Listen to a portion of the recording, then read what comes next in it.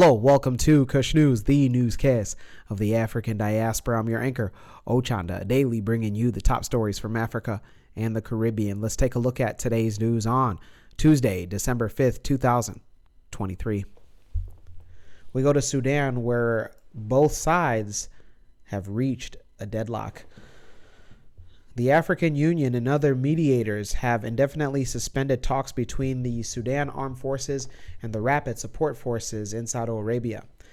The talks have been halted because the two sides have failed to honor their commitments to implement confidence-building measures and withdraw military forces from key towns in Sudan.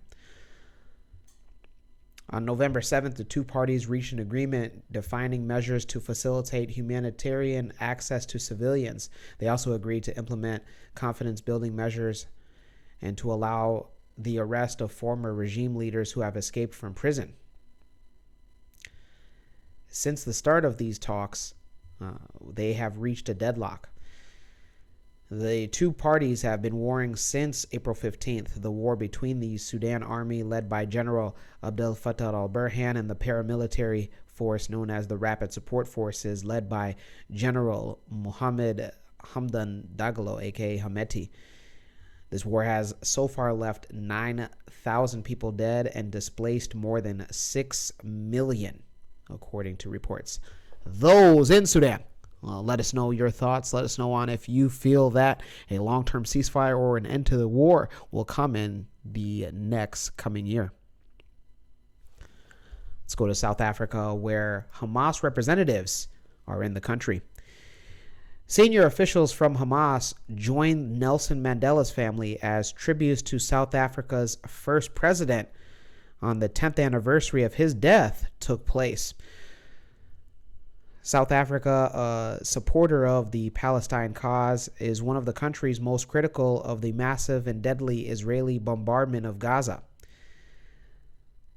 During Nelson Mandela's time, he advocated for freedom of Palestinians. On Tuesday, the family of the anti-apartheid hero Nelson Mandela laid a wreath in front of the statue of him in front of the government headquarters in Pretoria. Joining the family was former health minister for Hamas and a representative of the Islamist movement in Iran were present. In the preceding days, they were in Johannesburg at a conference on the Israeli-Palestine conflict.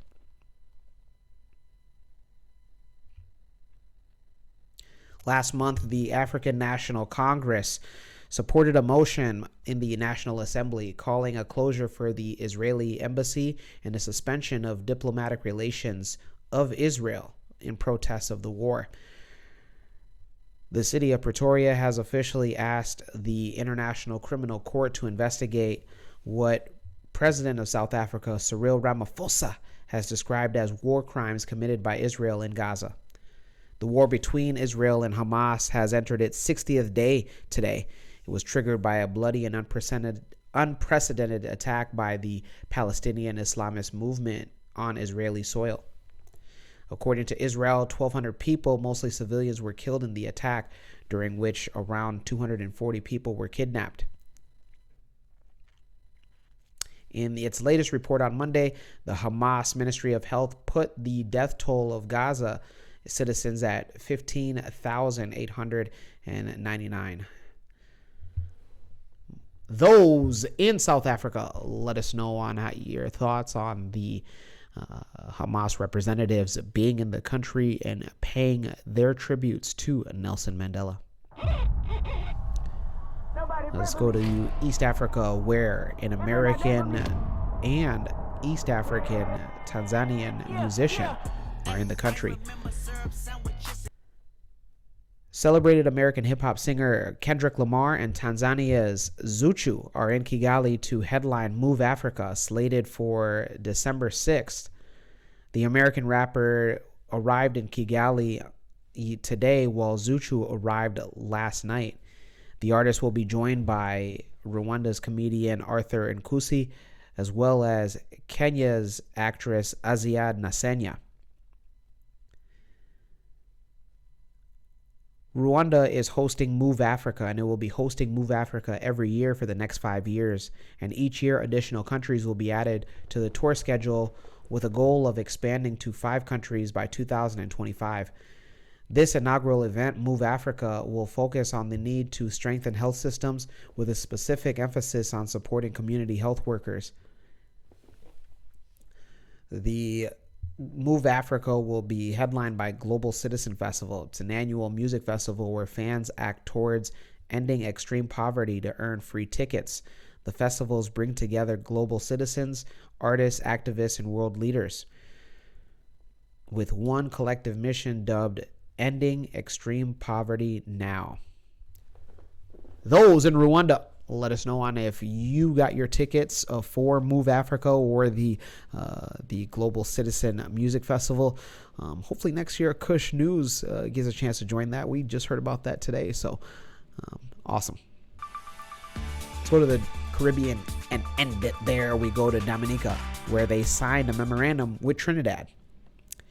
The Dominican government has signed a memorandum of understanding with Trinidad, a Trinidad energy company, for the acceleration of a regional green hydrogen project development.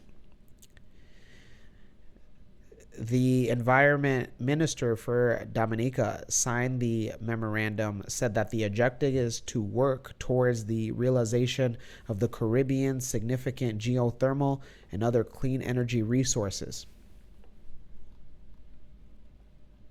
The chairman of the Trinidad-based energy company said that Dominica knew definitely that it wanted to have green energy and realized that it could do it from its geothermals. The memorandum was also signed with the Caribbean Climate Smart Accelerator.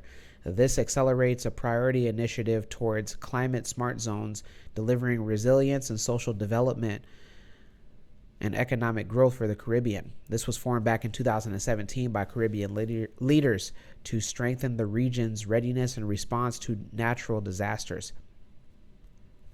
Those in Dominica, let us know your thoughts on the memorandum being signed with Trinidad. Let us also know if you are in the energy sector, or if you're just looking, an engineer or an architect or project manager of the sort, looking for opportunity.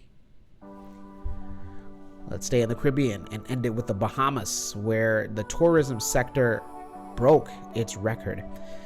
The Bahamas set a record for this year for tourist arrivals in the country. 8 million tourists visited the island this year. According to the Ministry of Tourism, it made the announcement on Monday, saying that it could only have achieved through its unified efforts, strategic planning, and visionary initiatives of the government and stakeholders. The Deputy Prime Minister celebrated the achievement that represents a significant rebound for Bahamian travel and leisure sector following the aftermath of COVID-19. The government had said that the importance of collaboration with the government and private sector, stating that the partners have been instrumental in achieving this milestone, and the collaboration has continued, and it's key to a sustained focus and success, and that it will shape the future of Bahamian tourism. Government officials said that they will continue working with stakeholders to ensure continued growth in the island's vital tourism sector. Those in the Bahamas, let us know how you feel. Let us know if you are working in the tourism sector yourself, and if you had noticed a significant increase in the number of visitors. Also, let Kush News know on if we can come and maybe do some travel documentaries in the Bahamas. Why not? You know, I've been working out on some push-ups myself, but you never heard that. When we come back, we'll have today's African proverb of the day. Don't go anywhere.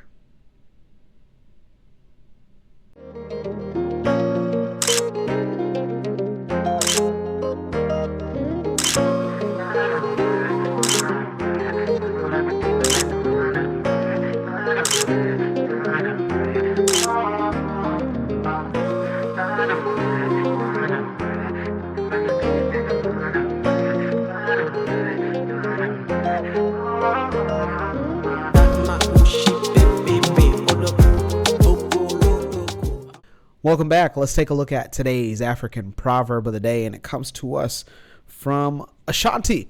What's going on? The people of Ashanti. And it reads, the poor man and the rich man do not play together. Once again, the poor man and the rich man do not play together. And they don't even date together either. They don't even date in the same hemisphere. Not only do they not play together, they don't drive together.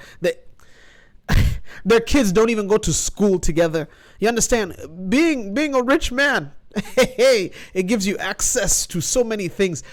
Your women even look better. Like right now, did you guys know? So, let me talk to the men. Men, did you know that when you start making a significant more than what you're more than likely making while watching this newscast, did you know that there are certain dating applications that you can enter yourself in? For instance, like there's dating applications just for millionaires.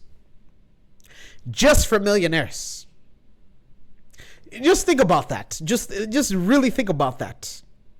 Just for millionaires. Yeah. I interpret this as get as much money as you can. Not only just because you want to drive the best cars, date the best women and, see the best of the world. But also just for yourself. You just, you want to have resources. Why are you working? Because you need money, right? Let me know your interpretation of today's African proverb of the day, as well as your thoughts, views, questions, comments, and concerns on the top stories. Don't forget to hit that like button. Make it your best friend. For Kush News on Kush Convos TV, I'm Ochanda. We'll see you soon.